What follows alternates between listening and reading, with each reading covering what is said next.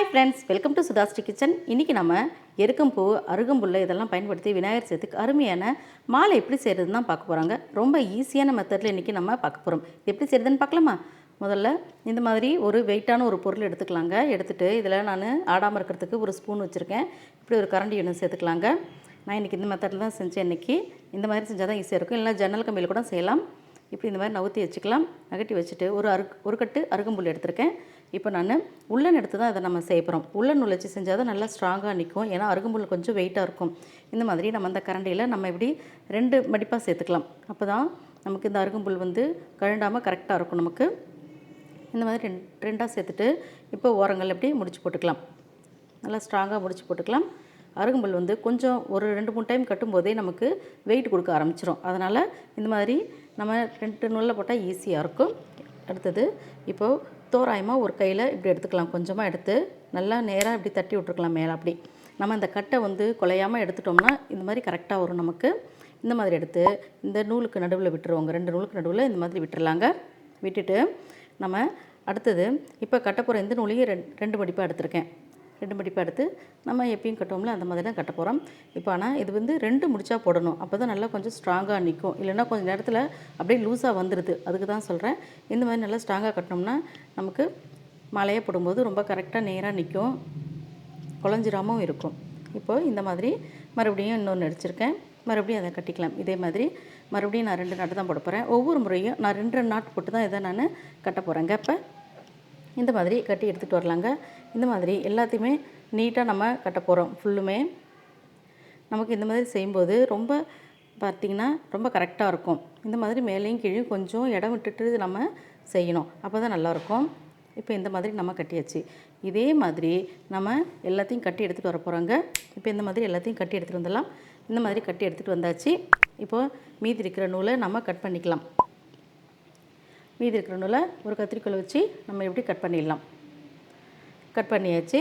அடுத்தது இப்போது இந்த இடத்த கொஞ்சம் டெக்கரேட் பண்ணுறதுக்காக நான் சாமந்தி பூவில் எடுத்திருக்கேன். இந்த சாமந்தி பூவில் கீழே இருக்கிற காம்பு ஃபுல்லத்தையும் நம்ம கட் பண்ணி எடுத்துகிட்டு வந்துடலாங்க. எல்லாத்தையும் நம்ம இதே மாதிரி கட் பண்ணி எடுத்துகிட்டு வந்துடலாம். இப்படி எல்லாம் கட் பண்ணியாச்சு. இந்த மாதிரி ரொம்பவும் கட் பண்ணிடக்கூடாது. காம்பை மட்டும் கட் பண்ணணும். கட் பண்ணிவிட்டு ஒவ்வொரு பூவை இப்படி நம்ம சேர்க்க போகிறோம். சேர்த்துட்டு ஒரு சாண்டல் கலர் நூல் எடுத்திருக்கேன். இதுவும் உள்ள நூல் தான் எடுத்திருக்கேன். கொஞ்சம் பெரிய ஊசியாக பார்த்து எடுத்துட்டோம்னா நமக்கு இந்த பூவில் விட்டு இந்த மாதிரி கோர்த்து கட்டுறதுக்கு ஈஸியாக இருக்கும். இந்த மாதிரி நம்ம கீழே விட்டு மறுபடியும் இந்த மாதிரி நூல் எடுத்துட்டு மறுபடியும் இந்த மாதிரி நடுவில் இருக்க மாதிரி இந்த பூ ஆடாமல் இருக்கிற மாதிரி நம்ம கட்டிடணும். இந்த மாதிரி கோர்த்து நம்ம தச்சிடணும். இந்த மாதிரி நூலை இழுத்துடலாம். அடுத்தது இந்த மாதிரி கீழே இருந்து நூல் விட்டுட்டு மறுபடியும் ஒரு பூவில் எப்படி நம்ம கோர்க்கணும்.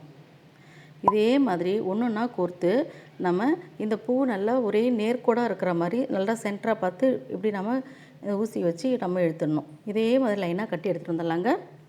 இப்போ எல்லா பூவையும் நம்ம லைனாக கட்டி எடுத்துகிட்டு வந்தாச்சு. பாருங்கள், பார்க்குறதுக்கு நல்லாயிருக்கு. இன்னும் டெக்கரேட் பண்ணணும். இப்போ இந்த ஓரங்கள் எல்லாத்தையும் பிசுறாக இருக்கும். அதனால் ஒரே மாதிரி இருக்கிறதுக்காக அதனால தான் கொஞ்சம் இடம் விட்டு நான் கட்ட சொன்னது. இப்போ இதெல்லாத்தையும் நம்ம கட் பண்ணிடலாம்.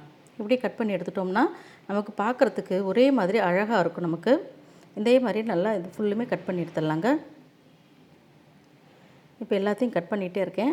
இப்போ ஃபுல்லாக கட் பண்ணியாச்சு. இப்போ மேலே இருக்கிற பாகம் எல்லாத்தையும் இந்த மாதிரி கட் பண்ணி நீட்டாக எடுத்துகிட்டு வந்தாச்சு. எல்லாம் க்ளீன் பண்ணிவிட்டு மறுபடியும் கீழே ஓரளவுக்கு கொஞ்சம் இடத்த விட்டுட்டு மறுபடியும் இந்த மாதிரி இந்த இடத்துலையும் கட் பண்ணி விட்ருவோம். இந்த மாதிரி கட் பண்ணும்போது பார்க்குறதுக்கு ரொம்ப அழகாக இருக்கும். பார்த்திங்களா எவ்வளோ அழகாக இருக்குன்னு. இந்த மாதிரி நம்ம கட் பண்ணி எடுத்துக்க போகிறோம்.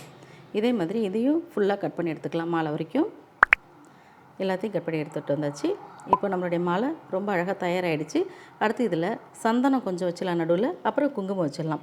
இதே மாதிரி சந்தனமும் குங்குமம் மாற்றி வைக்கலாங்க. வச்சாச்சு.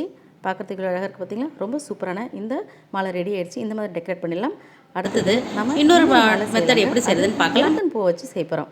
இந்த எருக்கம்பூவையும் அருகம்புல்லையும் வச்சு நம்ம செய்ய போகிறோம். அதே மெத்தட் தான் மறுபடியும். இப்போது எருக்கம்பூவை இந்த மாதிரி நல்லா இதழ் இருக்கிறதா பார்த்து எடுத்துக்கணும். இந்த மாதிரி எடுத்துகிட்டு வந்தோம்னா நமக்கு பார்க்குறதுக்கு அழகாக இருக்கும். இதுக்கு இப்போது இதையும் நல்லா இதே மாதிரி நம்ம முதல்ல கட்டின மாதிரியே தான் இதையும் கட்ட போகிறேன். அதே மாதிரி கட்டிடலாம். இதெல்லாம் ஒரு முடிச்சு போட்டால் போதும். அதுக்கு மேலே போட தேவையில்லை. போட்டோம்னா காம்பு உடஞ்சி வந்துடும். அடுத்தது இந்த அருகம்புல்லை இந்த மாதிரி நல்லபடி மடித்து விட்டுக்கணும்.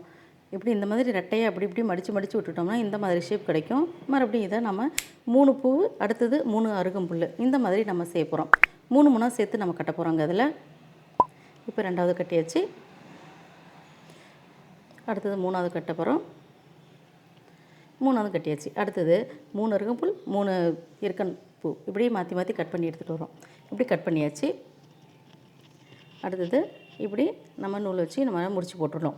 கட் பண்ணிவிட்டு இப்போது நம்ம மேலே இருக்கிற இந்த இருக்கிற இந்த பூவுக்கு தகுந்த மாதிரி ஈக்குவலாக பார்த்துட்டு நம்ம இதை கட் பண்ணிக்கணும். அப்போ தான் நமக்கு பூவும் இந்த புல்லும் ஒரே மாதிரி, அருகம்புல்லும் ஒரே மாதிரி இருக்கணும். நேராக அந்த மாதிரி இருக்க மாதிரி நம்ம கட் பண்ண போகிறோம்.